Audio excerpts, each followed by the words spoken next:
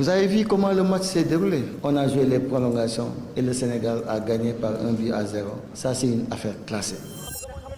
Article 82 et 84 contre l'article 5. La finale ne se joue plus sur le terrain mais bel et bien sur le papier. Pour essayer de faire simple, dans une affaire compliquée, le règlement de la Coupe d'Afrique des Nations stipule que si une équipe quitte le terrain sans l'autorisation de l'arbitre, c'est comme si elle déclarait forfait et donc se voit éliminée de la compétition. Ce sont les fameux articles 82 et 84 qu'a retenu en appel le jury de la Confédération africaine de football suite au retour au vestiaire de plusieurs joueurs sénégalais. Et c'est donc ce qui doit faire foi pour la Fédération royale marocaine de football et son staff, pour qui justice a été rendue.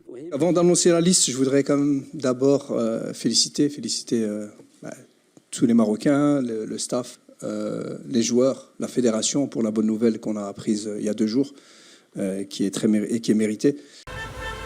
Une victoire méritée donc pour le Maroc, que l'on ne voit pas du tout du même œil côté Sénégal, qui évoque l'article 5, non pas celui du règlement de la CAN, mais celui des lois du jeu, à savoir celui du Conseil international du football association, l'instance qui détermine et fait évoluer les règles du football. L'article 5 est tout aussi clair, l'arbitre est le seul maître à bord.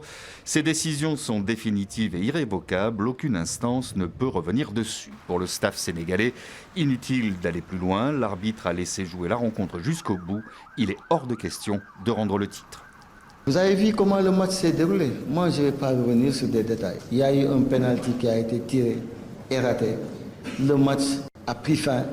On a joué les prolongations et le Sénégal a gagné par 1-0. Ça, c'est une affaire classée. Ce sera donc au tribunal arbitral du sport à Lausanne de trancher l'ultime recours qui était hier au cœur du Conseil des ministres sénégalais où le gouvernement a reçu comme consigne présidentielle d'entamer tous les recours nécessaires pendant que l'ambassade du Maroc appelait ses ressortissants installés au Sénégal à rester calmes, à ne pas jouer les provocateurs y compris sur les réseaux sociaux.